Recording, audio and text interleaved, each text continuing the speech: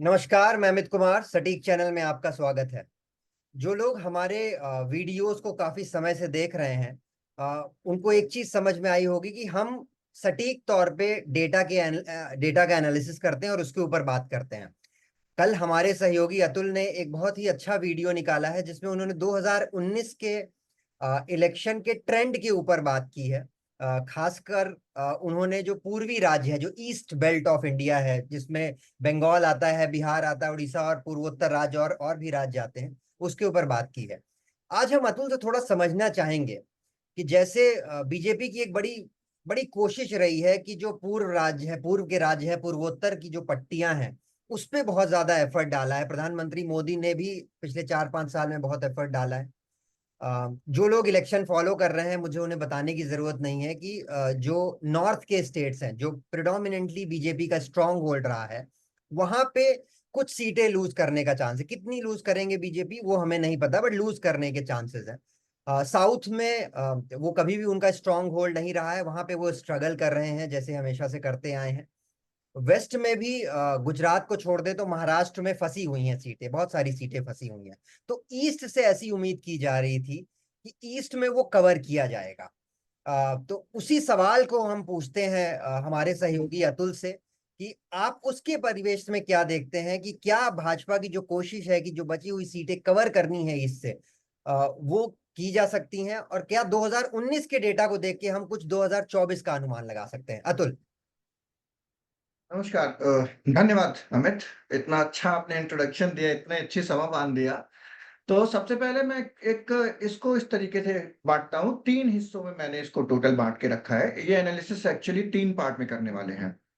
पहला पार्ट जो हमने रखा है नॉर्थ ईस्ट ईस्ट, जिसमें बिहार, झारखंड, उड़ीसा और वेस्ट बंगाल बड़े और असम बड़े स्टेट्स हैं, और बाकी नॉर्थ ईस्ट के 6 और स्टेट्स हैं। टोटल 12 राज्य हैं इसमें। उसके बाद जो दूसरा हमारा सेक्शन आने वाला है, जो दूसरा वीडियो एक दो दिन में आएगा, वो आएगा इस बारे में कि हमारे साउथ इंडियन स्टेट्स जो हैं उनमें कैसा परफॉर्मेंस, उसमें यूनियन टेरिटरीज जो हैं, स्टेट्स हैं, उसमें कैसा परफॉर्मेंस होने वाला है। और तीसरा और आखिरी, क्योंकि क्या है ना कि वो बड़ा लॉट है और बहुत भयंकर। हमारे नॉर्थ इंडिया में तो पॉलिटिक्स एकदम खतरनाक होती है ना, और एकदम यूपी में आखिरी चरणों में चुनाव होगा। आज आपको पता ही होगा कि राहुल गांधी ने रायबरेली से पर्चा कर दिया है, और के एल शर्मा, राइट, उन्होंने अमेठी से पर्चा दाखिल कर दिया है। तो अभी नॉर्थ इंडिया बहुत हॉट होने वाला है। तो उससे पहले हम चाहते थे कि पहले नॉर्थ ईस्ट साउथ इंडिया, और उसके बाद हम आखिरी में नॉर्थ इंडिया पे जाएंगे। तो स्टार्ट करते हैं पहले कि जो नॉर्थ ईस्टर्न स्टेट पार्ट है, वो पहले कांग्रेस का गढ़ रहा करता था, अगर देखा जाए तो। ठीक है। और नॉर्थ ईस्ट एक ऐसा राज्य है जहां पे असम को छोड़ करके, बड़े राज्यों में अगर देखा जाए तो असम को छोड़ करके बीजेपी कहीं भी एकदम डोमिनेंट फोर्स नहीं है। असम में उनके पास अच्छा खासा बहुमत है, शायद 12 सीटें हैं उनके पास इस समय पे लोकसभा की। तो असम को अगर, और वेस्ट बंगाल में उनका परफॉर्मेंस पिछली बार गजब का रहा था। 18 सीटें, कभी उन्होंने खुद शायद नहीं सोची होगी कि हमारी 18 सीटें आ जाएंगी। उन्होंने सोचा अगर 10 का आंकड़ा पार करेंगे, 18 वॉज एक्सेप्शनल परफॉर्मेंस। अब आते हैं इस बात पे कि कहाँ कहाँ कौन कौन सी सीटें हैं। तो टोटल इस हिस्से में आती है 142 सीटें। जी। ठीक है। अब 100, इन 142 में अगर मैं सही हूं तो 94 सीटें जो हैं अभी भी, मैं डेटा देख करके आपको बता देता हूं। तो इसमें जो है, तो अभी 94 सीटें जो हैं, तो बीजे एनडीए गठबंधन के पास है, जिसमें से 68 बीजेपी, जेडीयू के पास 16, एलजेपी के पास 6 और उनके सहयोगियों के पास 4 सीटें हैं। मतलब डोमिनेंस है। अगर इंडिया गठबंधन से टीएमसी को हटा दिया जाए तो इंडिया गठबंधन के पास टोटल 10 सीटें हैं। 142 सीटों में से 10 सीटें हैं। और उसके मतलब बाद ये कह सकते हैं कि बीजेपी के पास 65% सीटें, इस पूरी पट्टी की 65% सीटें बीजेपी या गठबंधन के पास है। बिल्कुल बिल्कुल बिल्कुल। और मतलब ये भी एक तरीके से लोग कह रहे हैं कि बीजेपी डोमिनेंट नहीं है, हम भी यही कह रहे हैं। लेकिन बीजेपी, आप देखिए कि एनडीए का परफॉर्मेंस कैसा रहा था 2019 में, गजब का परफॉर्मेंस था ये। और अदर्स में भी अगर देखेंगे तो बीजेडी का सबसे बड़ा शेयर है, उड़ीसा से 12 सीटें आती हैं उनकी, तो 16 टोटल अदर्स की सीटें आती हैं। तो अब आते हैं इस बात पे कि इसको एनालिसिस कैसे करेंगे। तो पहले हम 2019 के बारे में बात कर लेते हैं। 2019 के चुनाव में माहौल क्या था। जब तक पुलवामा और बालाकोट की स्ट्राइक नहीं हुई थी, तब तक एक माहौल बन रहा था कि शायद बीजेपी स्ट्रगल कर रही है 2014 के मार्क को पाने के लिए। फिर जी। पुलवामा का अनफॉर्चुनेट 14 फरवरी 2019 को हमला हुआ, और उसके बाद अगर मैं गलत नहीं हूं तो 22 या 23 फरवरी को हमारी बालाकोट की स्ट्राइक हुई थी। और उसके बाद पूरा जो इलेक्शन था वो मतलब राष्ट्रीयकरण हो गया उसका, मतलब क्या बोलते हैं, पैट्रियोटिज्म से भर गया, देशभक्ति की भावना, और वोटर टर्नआउट में भी दिखा। तो वो एक इलेक्शन था जो कि हम कह सकते हैं, और वहां पर 31% से लेकर के 6% का करीब वोट शेयर बीजेपी का बढ़ता है, 6 से 6.25% के आसपास वोट शेयर बढ़ गया था। जी। विपक्ष टूटा हुआ था, बिखरा हुआ था, कांग्रेस अकेले लड़ रही थी, समाजवादी बीएसपी एक साथ लड़ रही थी, उनका परफॉर्मेंस फिर भी ठीक था अगर देखा जाए तो। शायद 16 सीटें आई थी उनकी। अब 2019 के इस पूरे सिस्टम को अगर देखते हैं कि 2019 का जो इलेक्शन था वो किस तरीके से गो थ्रू किया, तो 2019 के चुनाव में कई सारी ऐसी सीटें हैं, जैसे अगर जिसमें आज के टाइम पे गठबंधन बदल गए हैं, राइट। एनडीए गठबंधन में कुछ दल नहीं रहे होंगे जो आज पार्ट हो गए हैं। इंडिया गठबंधन में सीपीआईएम कहीं अलग लड़ रहा था, कहीं साथ में लड़ रहा था, अलग अलग चल रही थी सारी चीजें। तो अब ऐसा नहीं है, अब कई जगह पे गठबंधन साथ में हो गया है। तो जैसे सीपीआईएम हो गया, इंडी और कांग्रेस हो गई, वो साथ में लड़ रही हैं। जहां पे सीपीआईएम जेएमएम है, झारखंड में, झारखंड में भी सीपीआईएम लड़ती है, बिहार में भी सीपीआईएम लड़ते हैं। सीपीआईएम की को लोग बहुत अंडर एस्टिमेट करते हैं, पर मैं ये कभी गलती नहीं करूँ। सीपीआईएम का जो संगठन, जहां पर भी उनकी प्रेजेंस है, वो कांग्रेस से बेहतर संगठन है उनका। उनके जैसी डोर टू डोर कैंपेनिंग मुझे नहीं लगता है कि बीजेपी करती होगी, पर मुझे लगता है कि उतना खतरनाक कैंपेनिंग कोई और पार्टी कर भी नहीं पाती है। इसके बाद 2019 का जो इलेक्शन था, वो उसमें 26 सीटें मुझे ऐसी समझ में आई, अगर सिर्फ वही वोट शेयर रहता जैसा था, है ना, तो 26 सीटें ऐसी हैं जिसमें कॉन्टेस्ट फंसा हुआ है। ये जो ईस्ट का बेल्ट हम बात करें 142 सीट, उसमें से 26 सीटें ऐसी आप कह रहे हैं जहां पे मुकाबला काफी बहुत ही टाइट मुकाबला है। बिल्कुल। और दो सीटें जो इंडिया एनडीए गठबंधन की थी, मेरा प्रेडिक्शन यह है कि इस बार वो एनडीए गठबंधन के पास नहीं रहेंगी, बीजेपी वो दो सीटें लूज कर रही है। एक सीट है मणिपुर की, इनर मणिपुर है, और दूसरी सीट जो है वो है आपकी कुंती की, ये झारखंड की सीट है। ठीक है, ये दो सीटें मेरा प्रेडिक्शन जो कहता है अभी तक जो एनालिसिस किया है, और क्योंकि इंडिया गठबंधन की ने काफी कवर किया है 2024 के चुनाव चलते चलते, हमें ऐसा समझ में आ रहा है कि कुछ कवर किया उन्होंने नैरेटिव में। ऐसा कोई स्ट्रॉन्ग नैरेटिव नहीं है, तो हमें लग रहा है कि ये दो सीटें तो श्योर शॉट एनडीए की जा रही हैं। और 26 ऐसी सीटें हैं कि अगर 2019 जैसा वोटिंग पैटर्न रहता है तो भी 26 सीटें अभी भी फंसी हुई है। थोड़ा इसको विस्तार से समझाइए। तो आपने 26 सीटों की बात की और आपने कहा कि वोटिंग पैटर्न, तो थोड़ा हमारे दर्शकों को समझाइए कि कैसे ये 26 सीटें बहुत ही टाइट मुकाबला हो सकता है और किसी भी तरफ जा सकती हैं। हम ऐसे समझते हैं कि वोट कितने वोट पड़ते हैं लोकसभा में। एक लोकसभा में करीब करीब 6 लाख से लेके 12 लाख तक वोट होते हैं। कुछ कुछ जगह शायद कम भी होते हो, लेकिन ऑन एन एवरेज अगर मान ले तो 5 लाख से 11-12 लाख तक वोट होते हैं। अब इनमें क्या होता है कि 50,000 वोट का फासला विधानसभा के हिसाब से अगर देखें तो 50,000 का मतलब होता है 8,000 10,000 की वोट मार्जिन से कोई व्यक्ति जीत रहा है। ठीक है, तो हमने ये किया कि ऐसी सीटें जहां पर तीसरे नंबर का व्यक्ति जो है उसको मिले हुए वोट, जो विनर का मार्जिन है उससे ज्यादा है, ठीक है, वो सीटें, ऐसी सीटें जहां पर विनर का मार्जिन, तीसरे प्लेस में रहने वाले व्यक्ति का वोट और मार्जिन जो था, विनिंग मार्जिन, उस वो पॉजिटिव में तो है, लेकिन ओवरऑल जो विनिंग मार्जिन है वो 50,000 से फिर भी कम है।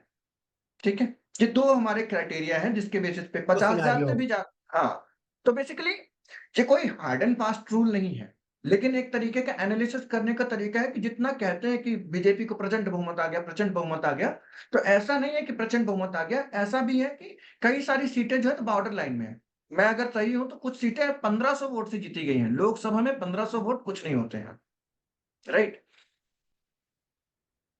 तो मतलब ये कह रहे हैं आप, जो सिनारियो वन की आपने बात की, जहां पे अगर दूसरे नंबर का व्यक्ति और तीसरे नंबर का व्यक्ति साथ आ जाए तो पहले नंबर के व्यक्ति को हराया जा सकता है। बिल्कुल सही बात है। तो यही दो सीटें हैं जहां पे कांग्रेस और सीपीआईएम दोनों एक दूसरे के खिलाफ लड़ रहे थे। और यहाँ इन दोनों के अगर वोट को जोड़ दिया जाए तो वो नंबर्स जो है बहुत ड्रास्टिकली कम हो जाए, मतलब जीत की पोजीशन में इंडिया गठबंधन पहुंच जाता है उसमें, मतलब कांग्रेस अगर। अरेथमेटिकली पॉसिबल। हाँ, ये पॉसिबिलिटी है और मैं स्ट्रांगली बिलीव करता हूं कि ये दोनों सीटें भी 26-2-28 अगर कह दिया जाए तो दो सीटें मैं बिल्कुल मान के चल रहा हूं कि ये स्विंग हो सकती है। अब इसमें जो 26 सीटें दर्शकों को थोड़ा हमारे समझाइए, क्योंकि दो आपने सिनारियो दिए, अभी सिनारियो वन पे फिर सिनारियो टू पे आएंगे। ये सिनारियो वन जहाँ पे दूसरे और तीसरे नंबर का खिलाड़ी अगर साथ आ जाता है तो पहले वाले को हराया जा सकता है, और पहले वाला कोई भी हो सकता है, पहले वाला बीजेपी हो सकता है, कांग्रेस हो सकती है, तृणमूल हो सकती है। ऐसी कितनी सीटें आपको लग रहा है, क्योंकि बीजेपी के पास प्रिडोमिनेंट ज्यादा नंबर सीट होगी इसमें भी क्योंकि शेयर उनका ज्यादा है, आपने जो एनालिसिस किया उसके हिसाब से इधर स्विंग हो सकती है और बीजेपी को नुकसान हो सकता है उन सीटों। तो जो 26 सीटें हैं तो उसमें से 17 एनडीए के पास है। जी। ठीक है। इन 17 में से भी 15 एनडीए बीजेपी के पास है, 2 जेडीयू के पास है और 15 इनके पास है। इसके बाद जो है तो चार या पांच, मैं बता देता हूं आपको, 4 सीटें इंडिया गठबंधन के पास है और टीएमसी के पास एक सीट है और बीजेडी के पास जो है तो 4 सीटें हैं। तो ऐसी 26 सीटों का ये गणित है। तो 17 में से 15 सीटें हैं जिसमें से टीएमसी के साथ उनका टीएमसी के साथ आ, और इंडिया गठबंधन और अदर्स में बीजेडी के साथ में उनकी अच्छी फाइट है। तो अदर्स में 6 सीटें हैं जिन पे बीजेडी के साथ अच्छी फाइट है उनकी, अदर्स के साथ में, टीएमसी के साथ 5 सीटों में और इंडिया गठबंधन के साथ 4 सीटों में। अब एक बात समझिए इस बात को, वेस्ट बंगाल का चुनाव जो है ना, एक तरीके से अगर देखा जाए तो कांग्रेस का वोट शेयर बहुत कम है वेस्ट बंगाल। हम एक एक स्टेट की बात करते हैं। तो वेस्ट बंगाल एक ऐसा स्टेट है जहां पर अभी अगर कम्युनिस्ट पार्टी और टीएमसी साथ में आके चुनाव लड़ते हैं, जो कि हो ही नहीं सकता, एक तरीके से संज्ञा क्या दूं मैं, सांप और नेवले जैसा रिश्ता है ना इनका, मतलब बहुत ही खतरनाक। ये टीएमसी, मतलब ममता जी तो कांग्रेस में थी पहले, बाद में उन्होंने अपनी पार्टी बना ली। तो वो बचपन से, मतलब जब से उनका पॉलिटिकल करियर शुरू हुआ तो वो सीपीआईएम के खिलाफ लड़ती आई, तो वो कभी सीपीआईएम के साथ नहीं जा सकती। अब कांग्रेस है, उसका वोट शेयर काफी कम है। कई लोग कह रहे थे कि कांग्रेस और टीएमसी अगर साथ में आ जाते, 4-5 सीटों का वो हो जाता, तो मुझे नहीं लगता है कि इतना बड़ा कोई डिफरेंस आता, शायद 1-2 सीट का डिफरेंस आ सकता था दोनों के साथ में आने से। बट प्रीडोमिनेंटली टीएमसी के समर्थक जो है वही कांग्रेस के समर्थक है, ऐसा समझ लो आप, ये दोनों के वोटर सेम है। तो इस बात की जो गणित है, अब मुझे ये अंदाजा नहीं है कि संदेश खाली जो हुआ है उसके बाद क्या कितना असर हुआ है उसका, लेकिन अगर पहले कम देखा जाए, संदेश खाली को अगर हटा के देखा जाता तो 10 सीट के आसपास मैं मान रहा था कि शायद बीजेपी उतनी जीत सकती है। उसे कम से कम 7 से 8 सीटों का नुकसान होता दिख रहा था। तो ये कहना चाहते हैं कि बंगाल में 10 सीटों की पॉसिबिलिटी है, ये 2019 का डेटा जो आपने एनालाइज किया, सिनारियो जो आपने बताए, दो सिनारियो, एक तो सिनारियो टू और थ्री, अगर सिनारियो वन में अगर दो दूसरे और तीसरे नंबर के प्लेयर साथ आ जाते हैं और दूसरा 50,000 से कम, तो आप कह रहे हैं डबल डिजिट तब पहुंच रहे थे। अब अगर संदेश खाली का इफेक्ट हुआ तो थोड़े ज्यादा हो जाएंगे, अगर नहीं हुआ थोड़े और कम भी हो सकते हैं। बिल्कुल, बिल्कुल। अगर मैं सिर्फ वेस्ट बंगाल के की सीटों का एनालिसिस करूं तो जितनी सीटें टीएमसी ने जीती है, उसने बहुत अच्छे टीएमसी ने बहुत अच्छे मार्जिन से सीटें जीती हैं, उसकी सीटें, फंसी हुई सीटें कम हैं। आप अगर देखेंगे तो टीएमसी की, अगर मैं सही हूं तो एक सीट है जो 26 टफ कॉन्टेस्ट में है, 22 सीटें जीती थी उन्होंने। ठीक है। तो इसी हिसाब से मैं कह रहा हूं, और उनकी कोई भी सीट स्विंग होती नहीं, तो 21 सीटों पे आज भी टीएमसी खड़ी हुई है। लेकिन बीजेपी की अगर देखते हैं तो करीब 6 से 7 सीटें जो है तो बीजेपी की, वेस्ट बंगाल में टोटल 3-7 सीटें ऐसी हैं जहां पर टफ कॉन्टेस्ट है, और एक में इंडिया कांग्रेस आगे है और जीती थी, और एक में टीएमसी जीती थी, बाकी सारी सीटें जो है तो बीजेपी जीती थी। इसके बाद तो 7 में से 5 सीटें जो है जो फंसी हुई हैं। इसीलिए मैं कोई अपने बेसिस पे नहीं कह रहा हूं, ये मतलब कोई बायस नहीं है इसमें, टोटल डेटा बेसिस है। और मुझे ऐसा लगता है कि ये 5 सीटें बहुत चांसेस है कि कम हो सकती हैं, कंसिडरिंग 2022 का जो वेस्ट बंगाल का इलेक्शन था, उसके बेसिस पे ये बात कर रहा हूँ। क्योंकि अगर देखा जाए तो 2019 में टीएमसी के काफी सारे नेता छोड़-छाड़ के बीजेपी में जॉइन किए थे। फिर बीजेपी से वापस आने का भी सिलसिला चालू हो गया। आप जानते ही होंगे टीएमसी में काफ़ी लोगों ने जॉइन कर लिया। तो मुझे ऐसा लग रहा है कि बीजेपी अगर 15 सीट के ऊपर अभी इस बार वेस्ट बंगाल में पाती है तो बहुत ही बड़ा, मुझे लगता है कि बहुत बहुत एफर्ट, बहुत ही अच्छा परफॉर्मेंस होगा वो। जी जी। बंगाल की हमने डिटेल में बात की, इसके अलावा और किसी राज्य से क्या ट्रेंड मिल रहा है? जैसे बंगाल में ये समझ में आ रहा है कि 2019 का नंबर अचीव करना मुश्किल लग रहा है। कन्वेंशनल अब कितना कम होगा, आई थिंक वो आने वाले चरणों में हमें समझ आ जाएगा। बाकी राज्यों में कुछ अगर आप बाकी जो पूर्व के राज्य हैं उसमें अगर कुछ आप अपनी ओपिनियन देना चाहें। अगर मैं सही हूँ, एक चीज़ और ऐड करना चाहता हूँ, अगर मैं सही हूँ तो भारत जोड़ो यात्रा भी वेस्ट बंगाल से कुछ हिस्से से गुजरी थी। ये मालदा और ये कूच बिहार वाला जो एरिया था, जैसे पूर्वी बंगाल कहते हैं, ऊपर वाला क्या नॉर्दर्न बंगाल जो ऊपर दार्जिलिंग वाला एरिया था, वहां तो वो बेसिकली बीजेपी का स्ट्रॉन्ग होल्ड है। तो मतलब इस तरीके से मुझे लग रहा है कि वहां पे जो 4-5 सीटें बीजेपी की लूज करने के ज्यादा चांसेस मुझे लगते हैं, जीतने के नहीं। सॉरी, मैंने आपको वो कर दिया। तो आप अभी बात कर रहे थे कौन से स्टेट की? बिहार की। हाँ, मतलब बंगाल के अलावा जो दूसरे स्टेट्स हैं उनमें क्या सिमिलर ट्रेंड दिखेगा, या वहाँ कुछ भिन्न है? आंकड़े क्या कहते हैं? बिहार में देखिए, मैं एक बात बताऊं, जेडीयू का, बीजेपी के लोग कह रहे हैं कि जेडीयू के आने से बीजेपी को नुकसान हो रहा है, एनडीए गठबंधन को नुकसान हो रहा है। बिल्कुल मैं इस बात से अग्री नहीं करता हूँ, 100% अग्री नहीं करता हूँ। जेडीयू अगर इंडिया गठबंधन के साथ रहता तो तो एनडीए गठबंधन की 20 सीटें भी नहीं आती टोटल। और मुझे लगता है और कम भी हो सकती थी, 14 या 15 के नंबर पे आ सकते थे।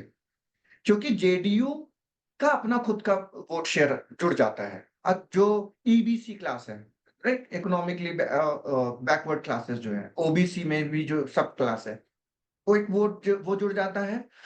पर और क्या हुआ है कि नीतीश कुमार जी के पलट जाने की वजह से जो वो 2 साल पहले वाला नीतीश कुमार का इम्पैक्ट था, जहां पे बीजेपी सच में फिर से 35 के ऊपर जा सकते थे एनडीए गठबंधन, अब मुझे वो भी होता नहीं दिख रहा है। तो बेसिकली नीतीश कुमार के पलटने से जो नीतीश कुमार का के की सीट्स हैं वो फंस चुकी हैं, और इसका कुछ नुकसान भाजपा को 1 या 2 सीट का हो सकता है। मुझे नहीं लगता है कि बीजेपी अपनी शायद ही कोई सीट, यहाँ पर 17 सीटें लड़ रही है, मुझे 15 के ऊपर तो श्योर शॉट लग रहा है कि जीत सकती है। बाकी इलेक्शंस बताएंगे। बिल्कुल बिल्कुल। अब अतुल, आखिरी सवाल मेरा आपसे। अब आपने ये सारी 142 सीटों को बहुत डिटेल में स्टडी किया 2019 के इलेक्शन के माध्यम से। हमें बताइए, 92 का आंकड़ा है जो आप बता रहे हैं कि एनडीए ने ब्रीच किया था पिछली बार इलेक्शन 2024 में। अगर आपको मतलब प्रोजेक्शन देना हो, अगर मैं आपको हॉट सीट में डालता हूं, आपको प्रोजेक्ट करना हो कि वो 92 का नंबर कहाँ पे आएगा, एंड मोटा मोटा। मुझे टोटल जो लॉसेस दिख रहे हैं, एनडीए गठबंधन की बात कर रहा हूँ मैं, बीजेपी के ऊपर प्रेडिक्ट करना थोड़ा मुश्किल है। लेकिन मुझे बीजेपी का जो नंबर था, अगर 68 था, अगर मैं सही हूं तो 94 में से 68 सीटें बीजेपी ने जीती, तो 7 से 8 सीटें बीजेपी, और एनडीए गठबंधन करीब करीब 15 से 16 सीटें लूज करता दिख रहा है, 15 से 16 सीटें लूज करता दिख रहा है मुझे। तो मतलब टोटल 22 से 23 सीट का लॉस हो सकता है। मतलब ये मामला एनडीए और इंडिया गठबंधन के बीच में, जो 65-70 के परसेंट के आसपास जो है, तो एनडीए के फेवर में था। तो मुझे लग रहा है ये 55% इनके पास आ जाएगी, 35% इंडिया गठबंधन के पास, और बाकी अदर्स जो रहेंगे उस पे आ जाएगा, तो 10 से 12% सीट उनके पास।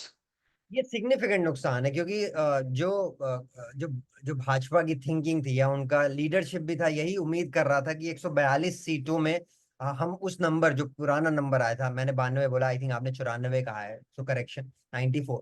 94 का वो आंकड़ा ब्रीच करना चाहते थे, सो दैट अगर कहीं उत्तर पट्टी में कम होता है या दक्षिण पट्टी में कम होता है तो यहाँ से कवर किया जाए। लेकिन आपके आंकड़ों के हिसाब से, आपके आंकलन के हिसाब से वो नंबर कम ही होगा। और जो मैं समझ रहा हूँ 20 से 25% कम होगा। वो नंबर बढ़ता हुआ नहीं दिख रहा है।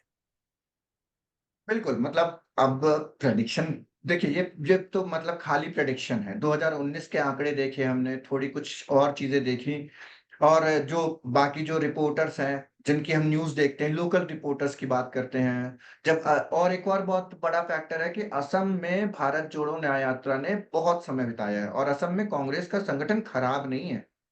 अगर आप पिछली बिल्कुल बार विधानसभा चुनाव में भी देखेंगे तो उनका ठीक प्रदर्शन था। ऐसा जीत नहीं गई थी बट ठीक-ठीक प्रदर्शन था।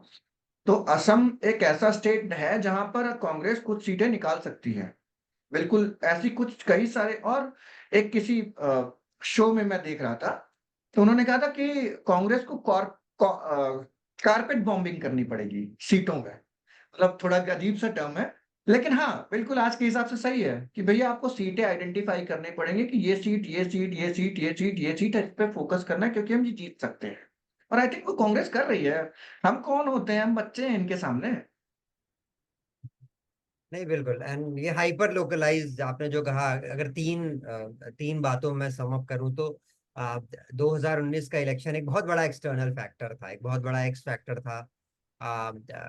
हाइपर नेशनलिस्ट फर्वर था उस समय पर। दूसरी चीज ये है कि जो आपने कहा, आई थिंक अभी तक जो विपक्षी पार्टियां हैं उन्होंने कोशिश ये की है कि इलेक्शन को हाइपर लोकलाइज बनाया जाए, स्थानीय मुद्दों पे बात की जाए, स्थानीय नेताओं पे बात की जाए, उसको एक एक अमली एक नहीं पहनाया जाए कि ये एक देश का एक इलेक्शन है, बल्कि छोटे छोटे बहुत सारे इलेक्शन है। और तीसरी चीज जो आप बता रहे हैं, क्योंकि गठबंधन हुआ है कई जगह पे विपक्षी पार्टियों का। भाजपा ने भी बहुत स्मार्ट गठबंधन किए, जैसे आपने बहुत जनता दल अच्छे। वाला बताया, वो बहुत स्मार्ट। कर्नाटका में जनता दल एस के साथ जो उनका गठबंधन हो, वो भी बहुत वो बैकफायर कर स्मार्ट। जाएगा। अब वो बैकफायर वो कर जाएगा। हाँ, वो बैकफायर कर सकता है, वो प्रज्वल रेवन्ना केस की वजह से। हुँ। लेकिन इसकी वजह से भी समीकरण बदलेंगे। तो हमें आने वाले दिनों में ही अतुल पता चलेगा कि कितना समीकरण बदलता है। अब अगले अगले फेज में अगले फेज के बारे में बात करेंगे, एक और हम पॉडकास्ट शूट करेंगे जिसमें फेज 3 के पहले बात करेंगे। इलेक्शन के पहले और इलेक्शन के बाद दोनों की बात करते हैं, समझने के लिए कि फेज 3 क्योंकि बड़ा इंपॉर्टेंट है, क्योंकि बहुत सारी स्ट्रांग सीट्स जो हैं, जो भाजपा की स्ट्रांग बेल्ट है, वहां पे इलेक्शन होंगे। तो हम एक या दो दिन पहले बनाएंगे और एक या दो दिन बाद एक और वीडियो करते हैं, ताकि हमारे दर्शकों को पता चले कि हम डेटा के माध्यम से क्या कम्युनिकेट करना चाहते हैं। तो बस ये यहीं तक था। धन्यवाद अतुल ज्वाइन करने के लिए, ये काफी इंसाइटफुल था। 2019 के आंकड़ों को देख के हमने पूर्वी राज्यों का आंकलन किया, समझने के लिए कि 2024 का प्रोजेक्शन कैसा हो सकता है, विपक्ष विपक्ष वर्सेस सत्ता पक्ष में कौन आगे रह सकता है, कौन पीछे रह सकता है। कृपया सटीक चैनल को सब्सक्राइब करें, लाइक करें और इस वीडियो को शेयर करें। ये छोटी सी हमारी कोशिश है, आपके सहयोग से हम और इसको बड़ा कर सकते हैं। धन्यवाद।